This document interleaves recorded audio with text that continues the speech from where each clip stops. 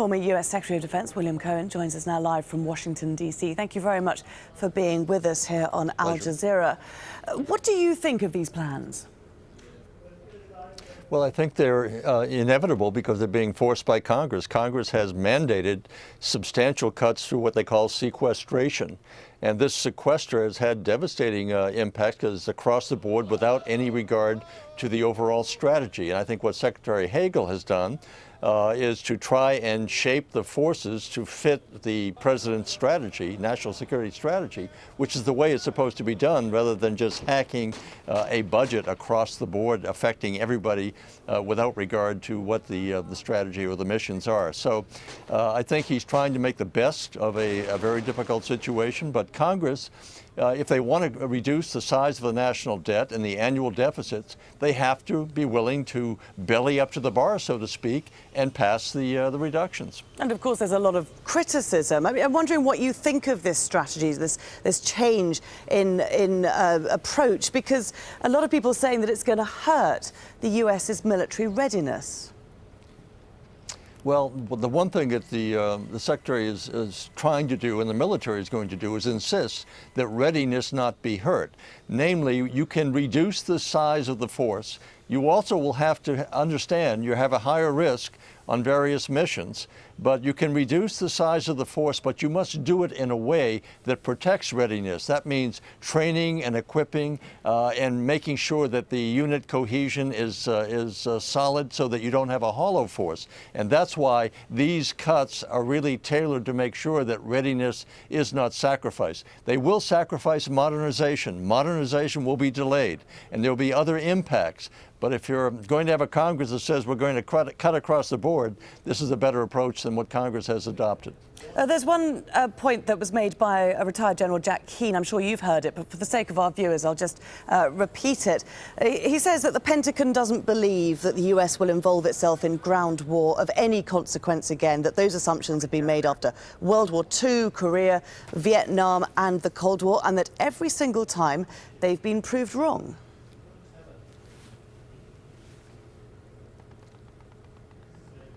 Sorry, I'm just wondering what your response to that is, Secretary Cohen. I'm sorry, I lost connection to you, but I understand that General Keane has indicated that we are not preparing for the future land war. But basically, we don't know what the future is going to hold for us. It may not be necessary to have a large land force for the next 10 years. But it might be 20 years from now, and this is what is required to look at this very carefully as you downsize to make sure you don't go below a certain level. When I was at the Pentagon, we had roughly 485,000 in the Army active duty. So they're planning to cut down to roughly 450. Some would take it down much further. When you start getting much further down than the 450, then you're running into a situation which I think you're compromising our security. But that's a decision that the President and the Congress working together will have to resolve, as well as the American people.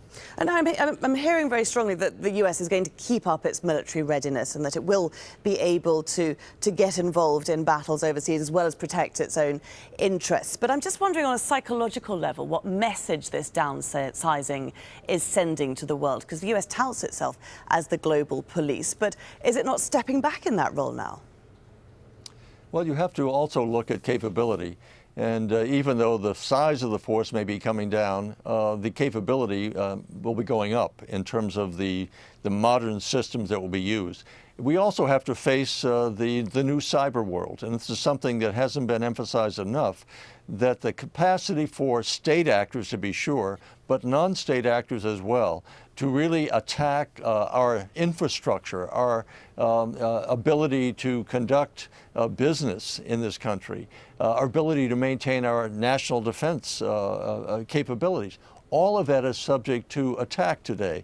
And so the cyber defense, cyber modernization, cyber offensive capability is going to be very important moving forward. So I think the President is correct to raise this to a much higher level than it's been today, because most people are completely unaware of the tens of thousands of attacks that are taking place daily, stealing intellectual property, to be sure, but also probing ways in which an opponent, be it state actor or non non-state actor could shut down critical elements of our ability to function as a society. Just to go back finally to this ground troops, the replacement of ground troops with special forces and drones. I mean, this is making the US's role more anonymous, isn't it? And therefore slightly less reassuring. I've always felt that it's important to have a physical presence, that when you're there physically, people see you, countries see you, they understand that you have someone, your men and women at risk along with them. And that is a major psychological advantage. When you are no longer visible, there's less reliance, less trust, less confidence in the willingness of the American people to fight alongside those of our allies. So there's a major psychological impact here that has to be dealt with and dealt with in a fair-minded, responsible fashion, yes. Secretary Cohen, very good to speak to you. Thanks again for taking the time to speak to us. My pleasure.